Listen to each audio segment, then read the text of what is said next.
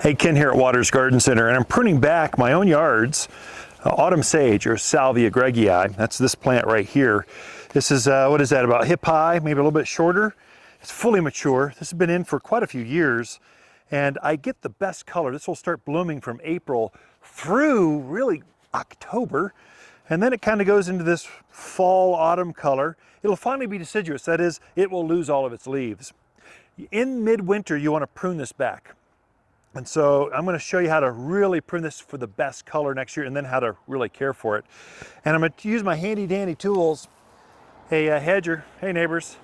So this baby right here is a great tool for this. And then my pruners. So let me just show you how far back. We're going to take this back down to 18 inches or so. And I can just kind of start right here and kind of go right up like this. I'm kind of brutal. There we go. That looks pretty good. Starting to see where I pruned it back last year. Okay, now it's back to where we want it. This is how tall we want it. Let's get this out of here so you can see. Sages, all sages are famous for suckering. You can see some of the roots are coming up here. I'm going to pull those out because I don't want them coming up everywhere in the yard. I want them coming up right here from the mother plant. I'm going to pull all these suckers out. There we go, that's looking better. Then I'm gonna go for the detail work. Now, sages are famous for getting really woody. And so, and they spread out like this. So I start from the bottom. I'm just gonna take my handy dandy pruners and get these side shoots so it won't sucker as much. I'm gonna go back like this, get this thing out of here. There's a woody one, oh my gosh. Now, sage grows best, blooms best on vibrant new wood.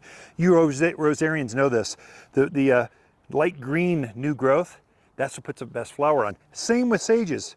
So I'm going to take out some of these big woody types of branches, so all I have left are the vibrant new ones.